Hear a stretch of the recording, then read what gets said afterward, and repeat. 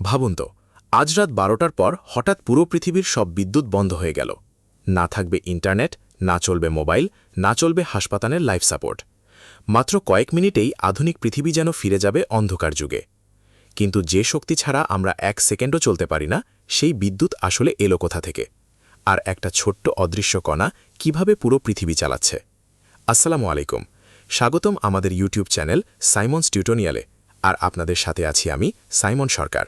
ভিডিওটা শেষ পর্যন্ত দেখুন, কারণ আজ আপনি জানবেন আপনার ঘরের সুইচ অন করার পেছনে আসলে কি ঘটে। স্লাইড 2, রহস্যের শুরু। আজ পৃথিবীর প্রায় সবকিছুই বিদ্যুতের উপর নির্ভরশীল। আপনার ফোন চার্জ হওয়া থেকে শুরু করে মহাকাশের স্যাটেলাইট পর্যন্ত সবকিছুর পেছনে কাজ করছে অদৃশ্য এক শক্তি। কিন্তু কারেন্ট আসলে কি?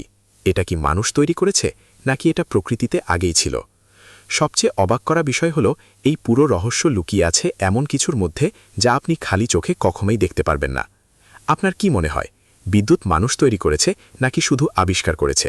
কমেন্টে জানান। স্লাইড 3, বিদ্যুতের প্রথম সূত্র। গল্পটা শুরু হয় প্রায় 2500 বছর আগে। প্রাচীন গ্রিসের দার্শনিক থেরিস লক্ষ্য করেছিলেন, অ্যাম্বার নামের এক ধরনের পাথর পশম বা কাপড়ে ঘষলে সেটা শুকনো ঘাস বা খড়ের ছোট টুকরোকে নিজের দিকে টেনে নেয়। আজকে এটা সাধারণ মনে হলেও সেই সময় এটা ছিল একেবারে জাদুর মতো ঘটনা। তখন কেউ জানত না, এটাই ছিল স্ট্যাটিক ইলেকট্রিসিটির প্রথম পর্যবেক্ষণ।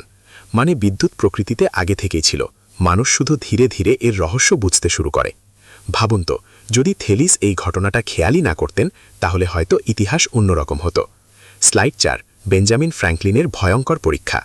1752 সালে এক মানুষ এমন এক কাজ করলেন যা আজ করলে হয়তো সবাই তাকে পাগল বলতো। তার নাম বেঞ্জামিন ফ্র্যাঙ্কলিন।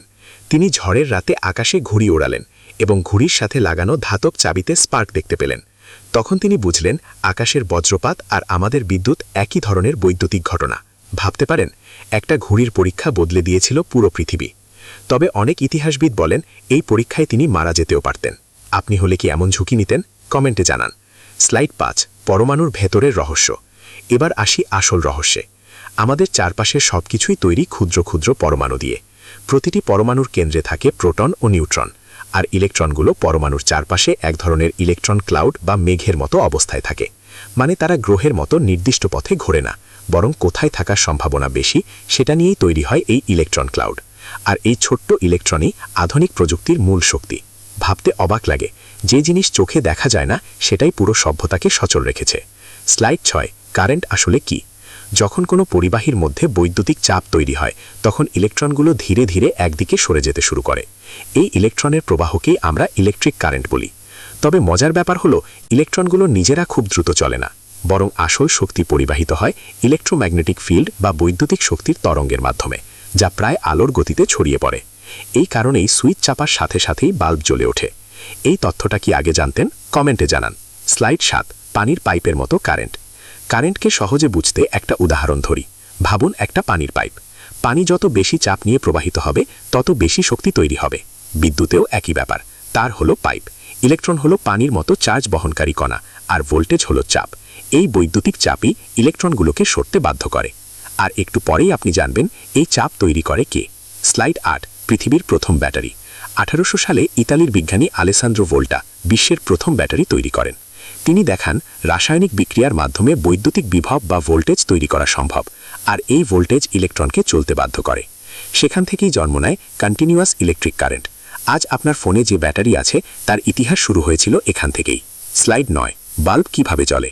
যখন ব্যাটারির দুই প্রান্ত তার দিয়ে যুক্ত হয়, তখন সার্কিট সম্পূর্ণ হয়। এরপর বৈদ্যুতিক শক্তি ফিলামেন্টের ভেতর দিয়ে প্রবাহিত হয়।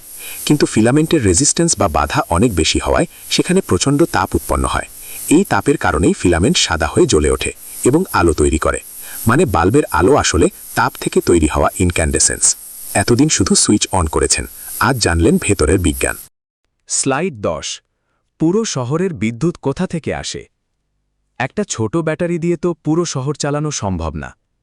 তাহলে হাজার হাজার বাড়ি, কারখানা, হাসপাতাল, মেট্রো রেল, এসব জায়গায় এত বিদ্যুৎ আসে কোথা থেকে?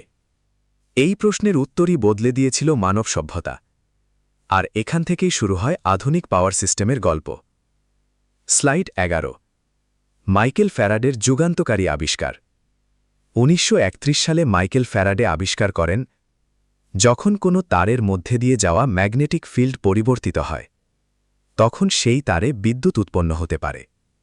এই ঘটনাকে বলা হয় ইলেকট্রোম্যাগনেটিক ইন্ডাকশন। মানে শুধু চুম্বক থাকলেই হবে না, চৌম্বক ক্ষেত্রের পরিবর্তন ঘটতে হবে। এটাই আধুনিক জেনারেটরের ভিত্তি। আজ পৃথিবীর প্রায় সব বিদ্যুৎ এই নীতিতেই তৈরি হয়। ভাবতে পারেন, একটা ম্যাগনেটিক ফিল্ড চেঞ্জ পুরো পৃথিবী আলোকিত করছে। স্লাইড 12, পাওয়ার প্ল্যান্টের ভিতরের রহস্য। আজকের পাওয়ার প্ল্যান্টে বিশাল টারবাইন ঘোরানো হয়, কখনো পানির শক্তি দিয়ে, কখনো বাষ্প দিয়ে, কখনো গ্যাস বা বাতাস দিয়ে। টারবাইন ঘুরলেই জেনারেটরের ভেতরে ম্যাগনেটিক ফ্লাক্স পরিবর্তন হতে থাকে, আর সেখান থেকেই তৈরি হয় বিদ্যুৎ। অর্থাৎ বিদ্যুৎ আসলে এক ধরনের এনার্জি কনভার্সন। প্রকৃতির শক্তিকে বদলে ফেলা হয় বৈদ্যুতিক শক্তিতে। স্লাইড 13, এসি বনাম ডিসি যুদ্ধ। একসময় পৃথিবীতে বিদ্যুৎ নিয়ে বড় প্রতিযোগিতা শুরু হয়েছিল। একদিকে ছিলেন টমাস এডিসন, যিনি ডিসি কারেন্টকে সমর্থন করতেন। অন্যদিকে ছিলেন জর্জ ওয়েস্টিংহাউস, যিনি নিকোলা টেসলার এসি প্রযুক্তি ব্যবহার করছিলেন। ডিসি একদিকে প্রবাহিত হয়, কিন্তু এসি বারবার দিক পরিবর্তন করে। শেষ পর্যন্ত এসি সিস্টেম বেশি সফল হয়, কারণ এটা অনেক দূরে কম ক্ষতিতে বিদ্যুৎ পাঠানো সহজ করে দেয়। আজ আপনার বাসায় যে বিদ্যুৎ আসে, সেটাও এসি। আপনি কি আগে এসি আর ডিসির পার্থক্য জানতেন? স্লাইড 14, ট্রান্সফরমারের গোপন কাজ। পাওয়ার প্ল্যান্ট থেকে বিদ্যুৎ পাঠানো হয় অত্যন্ত উচ্চ ভোল্টেজে, কারণ উচ্চ ভোল্টেজ ব্যবহার করলে কারেন্টের পরিমাণ কমে যায়, আর কারেন্ট কমলে তারের মধ্যে তাপজনিত শক্তির অপচয়ও অনেক কম হয়। এই কারণেই বিদ্যুৎ শত শত কিলোমিটার দূরে পাঠানো সম্ভব হয়। তবে এত ভোল্টেজ সরাসরি বাসায় এলে সব ইলেকট্রনিক্স পুড়ে যেত। তাই ট্রান্সফরমার ভোল্টেজ কমিয়ে নিরাপদ করে। রাস্তার পাশে যে বড় ট্রান্সফরমার দেখেন, ওটাই আপনার বাসাকে নিরাপদ রাখছে। স্লাইড 15, আপনার বাসা পর্যন্ত বিদ্যুতের যাত্রা। বিদ্যুৎ শত শত কিলোমিটার ভ্রমণ করে ট্রান্সমিশন লাইনের মাধ্যমে আপনার বাসায় পৌঁছায়। তারপর মিটার, সার্কিট ব্রেকার আর তার পেরিয়ে শেষ পর্যন্ত আসে আপনার রুমের সুইচে। একটা সুইচ অন করার পেছনে কাজ করে শত বছরের বিজ্ঞান আর হাজার মানুষের পরিশ্রম। ভাবুন তো, আপনি যখন শুধু একটা বাটন চাপেন, তখন পেছনে কত বিশাল একটা সিস্টেম কাজ করে। স্লাইড 17, আবেগপূর্ণ উপসংহার। বিদ্যুৎ শুধু একটি আবিষ্কার নয়, এটা আধুনিক সভ্যতার অক্সিজেন।